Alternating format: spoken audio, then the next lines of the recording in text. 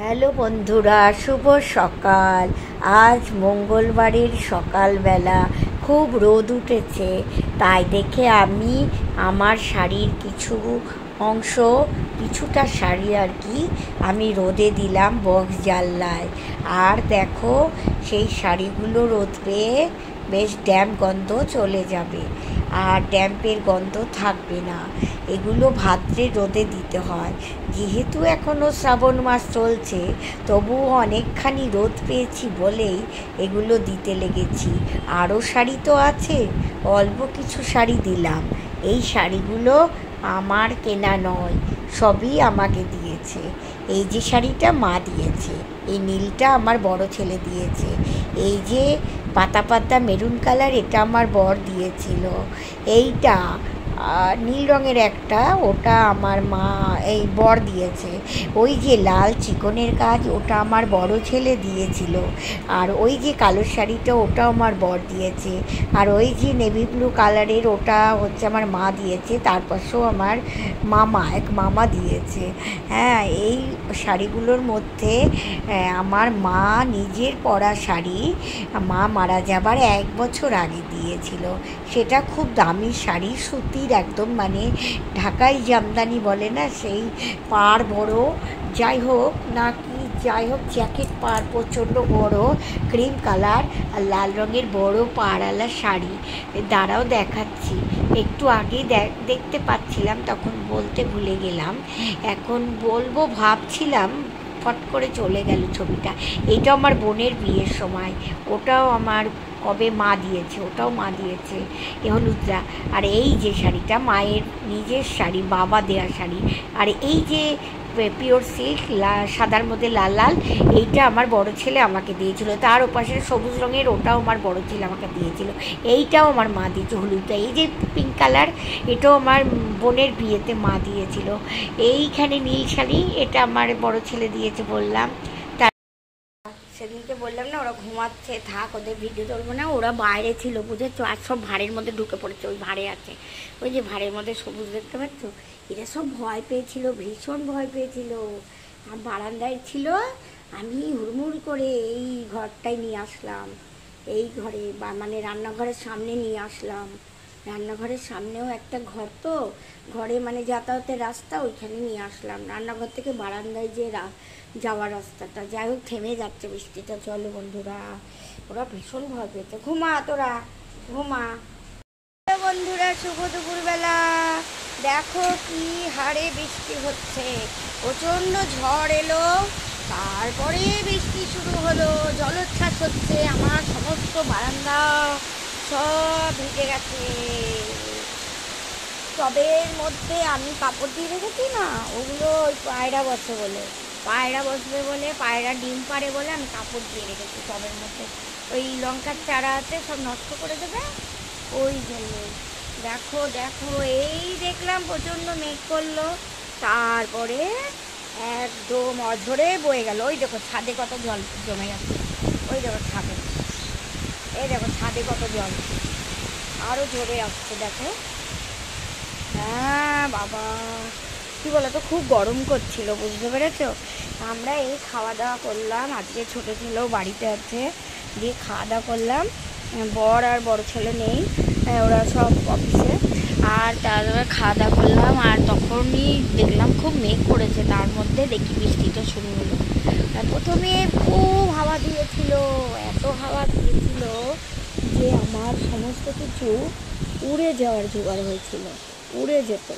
হ্যাঁ, আমরা সব জায়গায় পায়রা বসে, তার জন্য আমাকে এই পদ্ধতি, বুঝতে পেরেছ, এই পদ্ধতি অবলম্বন করতে হয়েছে। এই যে আমি এই সব নাইটি টাইটিগুলো সমস্ত, আমি ছায়া টায়া সব আমি মেলে দিয়ে গিয়েছিলাম নিচে। তা তুলে তো মেঘ হাওয়া দেখে আমি ওপরে, আবার জোরে এলো, থাকতে পারছো, ওই যে এরকমভাবে পড়ছে। আর ওদের বাড়ির ওই ছাদটা তো ঢাল, ওখানটায় জলটা জমে থাকে, এ তো বেশ ভাসিয়ে দেবে মনে হচ্ছে। হ্যাঁ, জল জমে যাবে রাস্তায় মনে হচ্ছে। চলো আমি ওই ওই কোথায় বলো তো,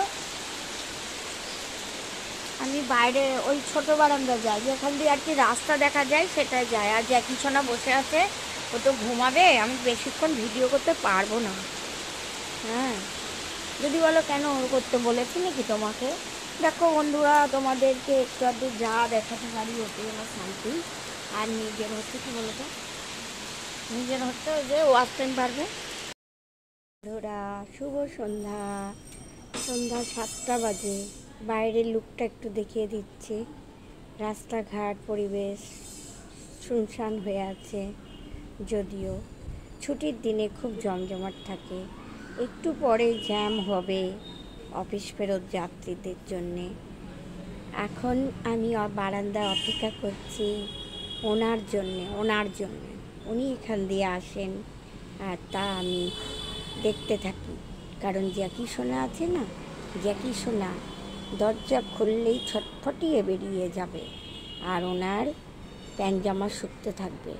সেই ভয়ে আমি, জ্যাকি সোনার ইনফেকশান হওয়ার ভয়ে আমি জ্যাকি সোনাকে কোলে তুলে নিই। বেল্ট বাঁধার সময় থাকে না, এইখান থেকে দেখার পরই ঘরে ঢুকে পড়ে লিফটে করে। তার জন্য বেল্টটা রেডি করার সময় থাকে না। ও এখন শুয়ে আছে, বসে আছে, তাই বেল্ট বাঁধলে ও অস্বস্তি বোধ করবে, সেই জন্যে বেল্ট বাঁধা হয় না। যখন কোনো জায়গায় বেরোয় তখন বেল্ট বাঁধা হয়। যদিও গাড়িতে উনি যাতায়াত করে, জ্যাকি সোনা গাড়িতে যাতায়াত বেশি করে, তার জন্য বেল্ট বাঁধার প্রয়োজন হয়ে ওঠে না। তবে লোকাল জায়গার মধ্যে বেড়ালে ও আর কি বেল্ট বেঁধে দেওয়া হয়। এক্ষুনি খুলে যাবে মোমোর দোকান। ওই যে ওখানে লাইট জ্বলছে, বাইক এসে থামলো, মোমো তৈরি হবে। কিন্তু মোমো তৈরি হোক আর না হোক সে নিয়ে তো আমার ব্যাপার না। আমার ব্যাপার হচ্ছে রাস্তাঘাটে সবাইকে নিয়ে ব্যাপার, তাই না?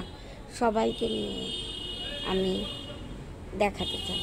ওই রিক্সা গেল, ওই অটো গেল, ওই বাইক গেল, এরকমভাবে অটো যাচ্ছে, রিক্সা যাচ্ছে, এদিক যাচ্ছে, ওদিক যাচ্ছে, এদিক যাচ্ছে, ওদিক যাচ্ছে। এই হলো, চলতে থাকবে রাত্রি 11:30 অবধি। 12টার সময়, 11:30 থেকে 12টা, তখন একটু যানবাহন আর কি কম চলতে থাকে। চলে, সারা রাত চলে না তা বলবো না। প্রাইভেট কার, ওলা গাড়ি, ওলা ট্যাক্সি, হলুদ ট্যাক্সি সব চলতে থাকে। কারণ হাওড়া যারা যায় তারা এই রাতেই বেরিয়ে যায়। ওই 1টা-1:30টার সময় গাড়ি বুক করে বা প্রাইভেট কার করে বেরিয়ে যায়। হাওড়ার থেকে ট্রেন যে ভোরে ছাড়ে, যে এক্সপ্রেসগুলো বা অন্য কোনো ট্রেন ছাড়ে, সেগুলো ধরবার জন্য অনেকেই বেরিয়ে যায়। শুধু হাওড়া কেন, শিয়ালদাতেও তাই। সেই স্টেশনে ওয়েটিং রুমে গিয়ে বসে থাকবে তবু ভালো, কারণ ভোরবেলায় গাড়ি পাওয়া যায় না, অনেক কম পাওয়া যায়। সেই রিস্ক সবাই নিতে চায় না, তার জন্যেই সবাই চলে যায়। আমরা যদিও ভোরের ট্রেন কোনো জায়গায় না, ভোরের ট্রেন আমরা ধরেছি, কিন্তু আমরা ভোরেতেই রওনা হয়েছি। অনেক কষ্ট করে ট্যাক্সি পাওয়া যেত, হলুদ ট্যাক্সি। তখন ওলা ট্যাক্সি অতটা ছিলই না। আমরা খুঁজে পেতে ভোরের ট্রেন, ধরো আমরা দেওঘর যাচ্ছি, ভোরের ট্রেন, ও তখন খুব অসুবিধা হতো। উনি অনেক কষ্ট করে একটা হলুদ ট্যাক্সি ভাড়া করে আনতো আর কি, হাওড়া যেতাম আমরা। কিন্তু শিয়ালদা থেকে যেসব ট্রেনগুলো আমরা ধরেছি এক্সপ্রেস, সেগুলো দুপুরবেলায় সাধারণত ছিল।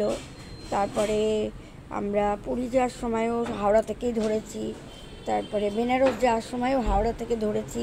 সেটা এই মোটামুটি 10টার মধ্যে। আমার ছেলে মধ্যপ্রদেশ গেল কলেজ এক্সকারশনে, তখনও ওরা ওই 9টা কত ট্রেন এক্সপ্রেস ধরলো। আমরা ওকে দিতে গেলাম। উনি অফিস থেকে এলো, আমি ওকে বাড়ির থেকে ওলা বুক করে গিয়ে ড্রপ করলাম। আমরা দুজনেই ওখানে গেলাম। তারপরে ওকে হাওড়া স্টেশনে ওর বন্ধুদের খাওয়ালাম।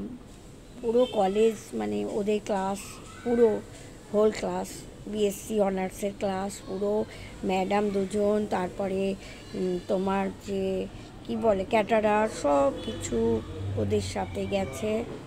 অনেক ছেলে, অনেক মেয়ে, অনেক লাগেজ, সে একেবারে হাওড়া স্টেশনে ধুমধুমার কাণ্ড চলছিল, সবাই তাকাচ্ছে ওদের দিকে, এত মানে অল্প বয়সী ছেলে মেয়েরা, আর সবাই যাবে একটা জার্নি করতে কোথাও, সবাই বুঝছে যে কলেজ থেকে বা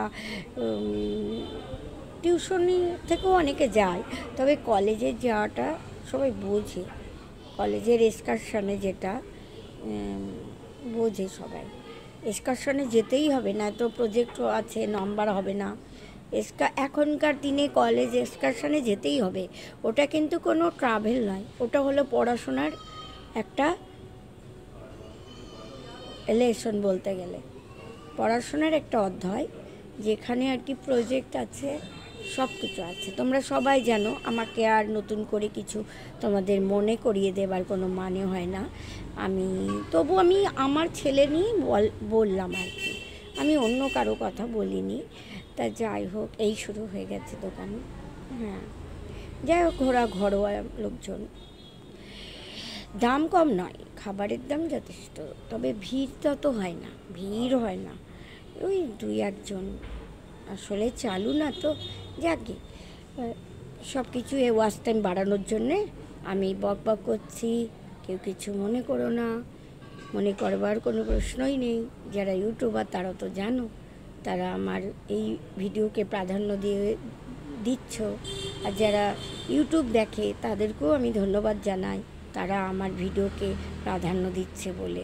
যারা আমাদের যারা বন্ধু, ইউটিউবারদের যারা বন্ধু, তাদেরকে ধন্যবাদ জানাই, তাদের কাছে আমরা কৃতজ্ঞ, তাদের ভালোবাসা জানাই। চলো রেখে দিই বন্ধুরা, শুভ সন্ধ্যা বলে রেখে দিচ্ছি। রাত্রে যদি পারি ভিডিও দেব, না তো আমার ভিডিও আরও আপলোড করা আছে, একসঙ্গে সমস্ত ভিডিও আমি জুড়ে তোমাদেরকে শেয়ার করব মাঝরাতে। আগামীকাল দেখো আমার ভিডিও, আজকে আর দেখতে পাবে না, আজকে অনেকেই তো ঘুমিয়ে পড়বে, তাই জন্যে যারা বিদেশে থাকে তারা তো দেখে, যেমন কেনিয়া বিদেশ নয় যদিও, মানে আমার তো ইউএস এরিয়া, ওরা তো দেখে আমার ভিডিও, ওরা দেখে। ও আমাকে কত লাভ চিহ্ন দিয়েছে জানো, অনেকগুলো, 14টা 9টা।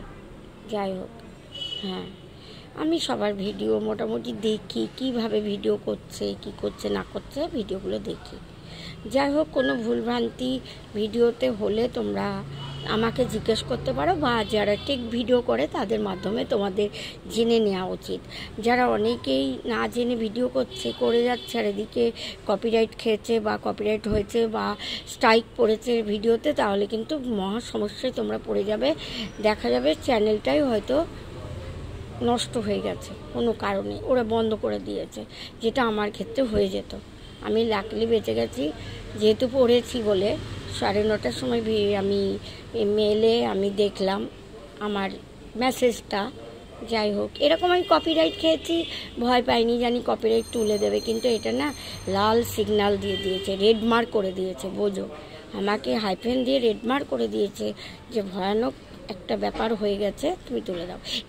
কিন্তু এর আগে আমি তো পুজোর ভিডিও দিয়েছি, সেটাতে ওরা অতটা গাইড করেনি, কিন্তু এটাতে কেন করলো? যাই হোক, ওগুলো তো করতে পারে, আমার তো তাই মনে হচ্ছে। দেখি ওগুলো জানো তো অনেক ভিউজ আছে, ওগুলো আমার সরিয়ে দেওয়া কর্তব্য। তাদেরকে আমি তাদেরকে মান্য করি, মানে ইউটিউব কোম্পানিকে আমি মান্য করি। আমি কেন, আমরা যারা ইউটিউবার তারা মান্য করতে বাধ্য, গাইডলাইন মানতেই হবে আমাদের, তাই না? তা চলো, শুভ সন্ধ্যা বলে ভালো থাকো, সুস্থ থাকো, শেষ করছি। শুভ সন্ধ্যা বলে শেষ করছি, উনি চলে আসছে। আর যাই হোক, আমিও রেখে দিলাম ভিডিওটা, পরবর্তী ভিডিও দেবো, দেখতে থেকো, পাশে থেকো, আমিও পাশে থাকবো, সুস্থ থেকো।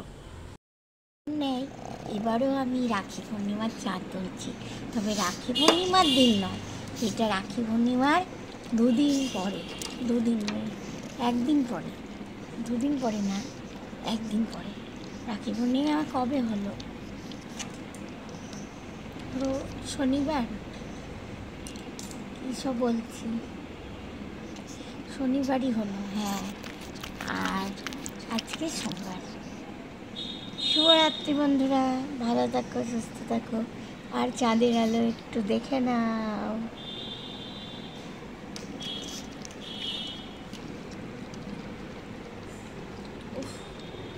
কেমন যেন বাজে হয়ে যাচ্ছে, এই যে মেঘের কি সুন্দর এইটা চারিদিকে মেঘগুলো দেখা যাচ্ছে।